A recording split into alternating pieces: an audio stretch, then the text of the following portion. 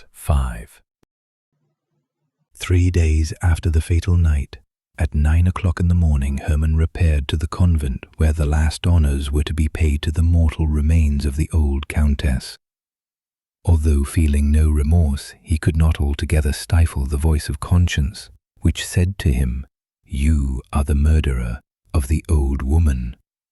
In spite of his entertaining very little religious belief, he was exceedingly superstitious, and believing that the dead countess might exercise an evil influence on his life, he resolved to be present at her obsequies in order to implore her pardon.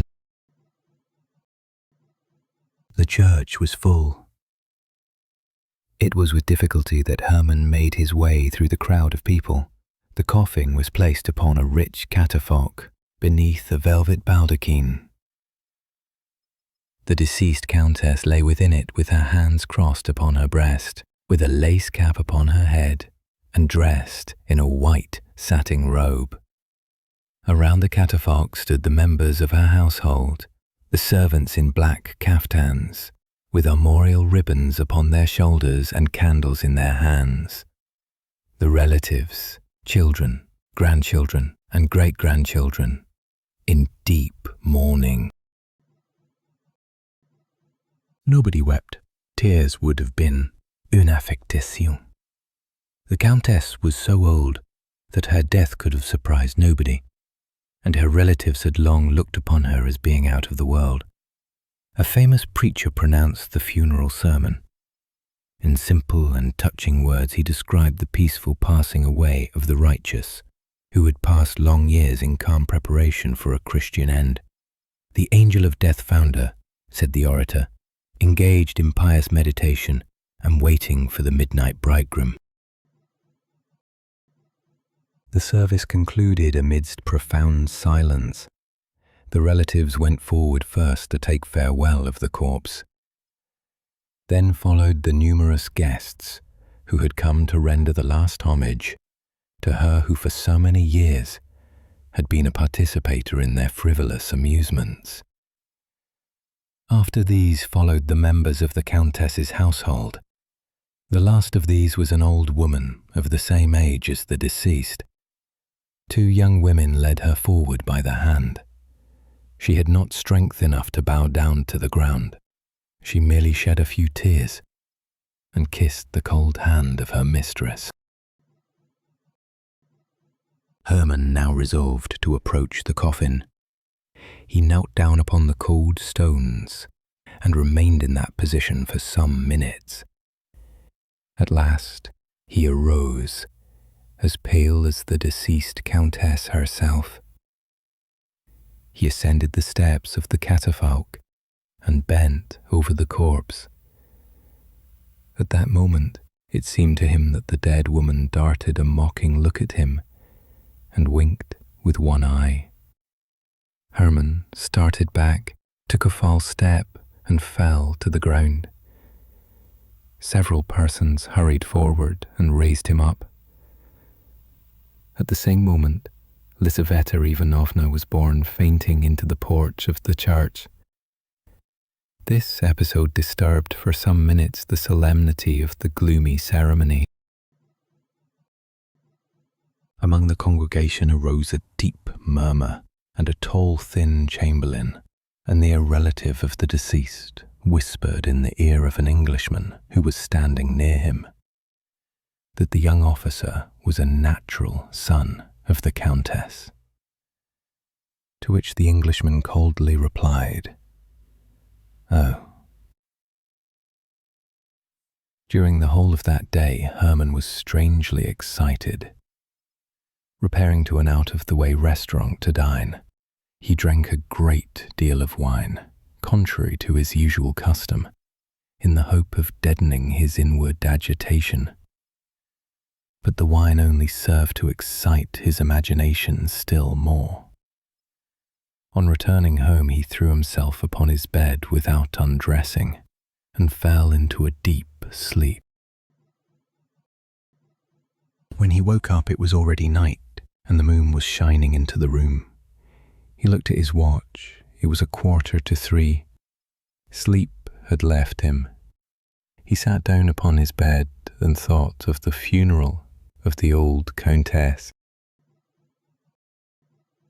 At that moment, somebody in the street looked in at his window and immediately passed on again. Herman paid no attention to this incident. A few moments afterwards, he heard the door of his anteroom open. Herman thought that it was his orderly, drunk as usual, returning from some nocturnal expedition. But presently he heard footsteps that were unknown to him. Somebody was walking softly over the floor in slippers. The door opened, and a woman dressed in white entered the room. Herman mistook her for his old nurse and wondered what could bring her there at that hour of the night. But the white woman glided rapidly across the room and stood before him. And Herman recognized the Countess.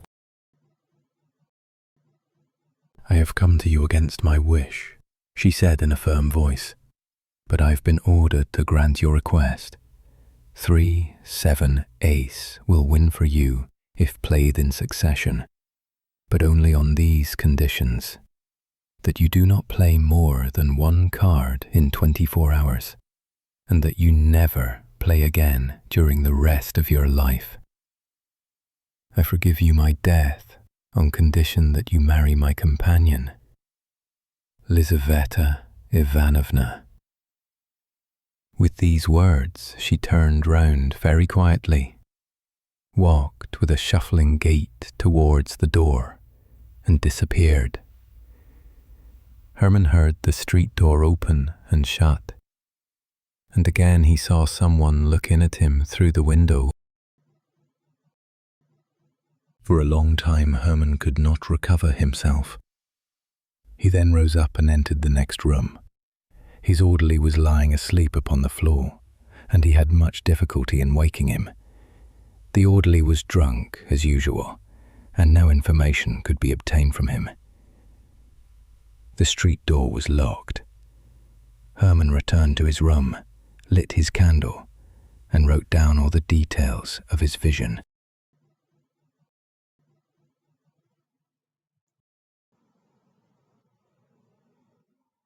Part 6.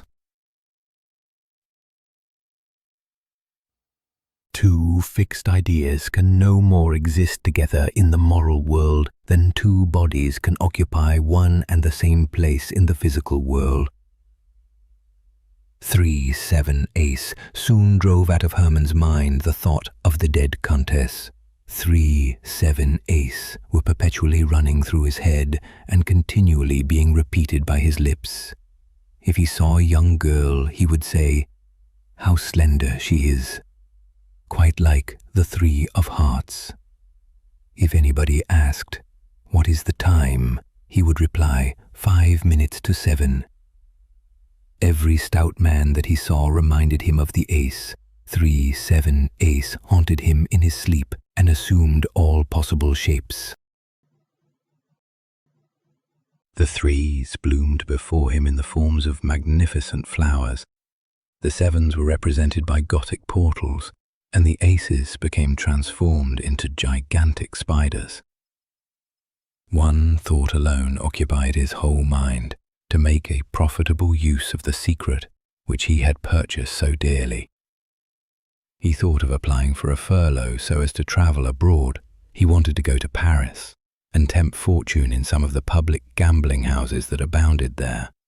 Chance spared him all this trouble.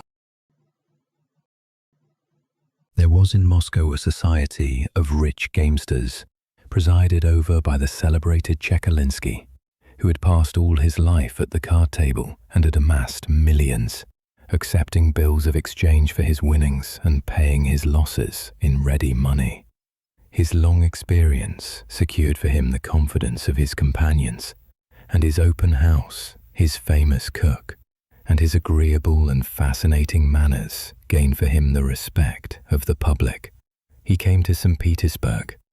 The young men of the capital flocked to his rooms, forgetting balls for cards, and preferring the emotions of faro to the seductions of flirting. Narumov conducted Herman to Chekalinsky's residence. passed through a suite of magnificent rooms, filled with attentive domestics. The place was crowded. Generals and privy councillors were playing at whist. Young men were lolling carelessly upon the velvet-covered sofas, eating ices and smoking pipes. In the drawing room, at the head of a long table, around which were assembled about a score of players, sat the master of the house, keeping the bank. He was a man of about 60 years of age, of a very dignified appearance. His head was covered with silvery white hair. His full, florid countenance expressed good nature, and his eyes twinkled with a perpetual smile. Narumov introduced Herman to him. Chekalinsky shook him by the hand in a friendly manner, requested him not to stand on ceremony, and then went on dealing. The game occupied some time. On the table lay more than 30 cards. Chekalinsky paused after each throw in order to give the players time to arrange their cards and note down their losses, listened politely to their requests, and more politely still, put straight the corners of cards that some player's hand had chanced to bend. At last the game was finished. Chekalinsky shuffled the cards and prepared to deal again. "Will you allow me to take a card?" said Herman, stretching out his hand from behind a stout gentleman who was punting. Chekalinsky smiled and bowed silently as a sign of acquiescence. Narumov laughingly congratulated Herman on his abjuration of that abstention from cards which he had practiced for so long a period, and wished him a lucky beginning. "Stake," said Herman, writing some figures with chalk on the back of his card. "How much?" asked the banker, contracting the muscles of his eyes. "Excuse me, I cannot see quite clearly."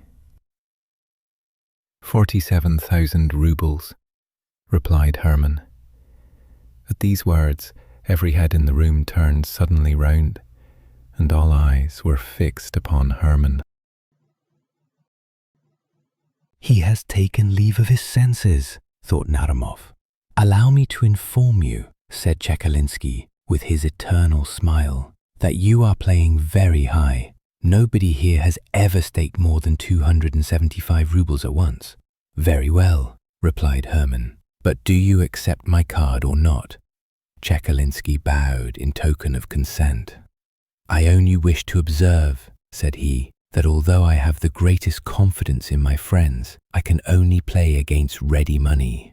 For my own part, I am quite convinced that your word is sufficient, but for the sake of the order of the game, and to facilitate the reckoning up, I must ask you to put the money on your card." Herman drew from his pocket a banknote and handed it to Chekalinsky, who, after examining it in a cursory manner, placed it on Herman's card. He began to deal. On the right, a 9 turned up, and on the left, a 3. "I have won," said Herman, showing his card. A murmur of astonishment arose among the players. Chekalinsky frowned, but the smile quickly returned to his face. "Do you wish me to settle with you?" he said to Herman. "If you please," replied the latter. Chekalinsky drew from his pocket a number of banknotes and paid at once. Herman took up his money and left the table. Narumov could not recover from his astonishment. Herman drank a glass of lemonade and returned home. The next evening he again repaired to Chekalinsky's. The host was dealing. Herman walked up to the table. The punters immediately made room for him. Chekalinsky greeted him with a gracious bow. Herman waited for the next deal, took a card, and placed upon it his 47,000 rubles, together with his winnings of the previous evening. Chekalinsky began to deal.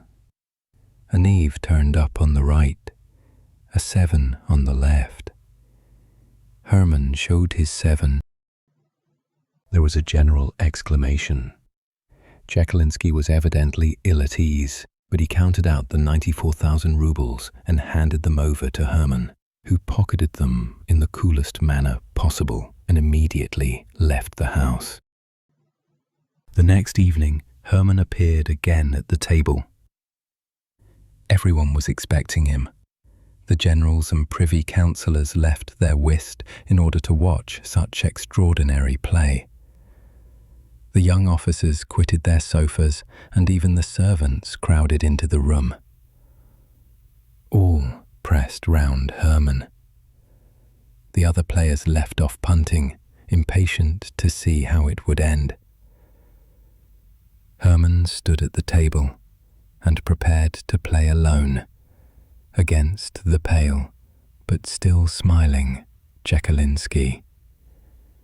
Each opened a pack of cards. Chekalinsky shuffled. Herman took a card and covered it with a pile of banknotes. It was like a duel. Deep silence reigned around. Chekalinsky began to deal. His hands trembled. On the right, a queen turned up, and on the left, an ace. "Ace has won," cried Herman, showing his card. "Your queen has lost," said Chekalinsky, politely. Herman started. Instead of an ace, there lay before him the Queen of Spades. He could not believe his eyes, nor could he understand how he had made such a mistake. At that moment, it seemed to him that the Queen of Spades smiled ironically and winked her eye at him. He was struck by her remarkable resemblance. "The old Countess!" he exclaimed, seized with terror. Chekalinsky gathered up his winnings. For some time, Herman remained perfectly motionless. When at last he left the table, there was a general commotion in the room. "Splendidly punted," said the players. Chekalinsky shuffled the cards afresh, and the game went on as usual.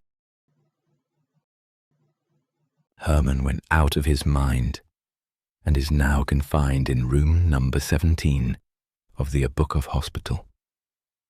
He never answers any questions, but he constantly mutters with unusual rapidity, 3, 7, ace, 3, 7, queen. Lizaveta Ivanovna has married a very amiable young man, a son of the former steward of the old countess. He is in the service of the state somewhere, and is in receipt of a good income. Lizaveta is also supporting a poor relative. Tomsky has been promoted to the rank of captain, and has become the husband of the Princess Pauline. The end.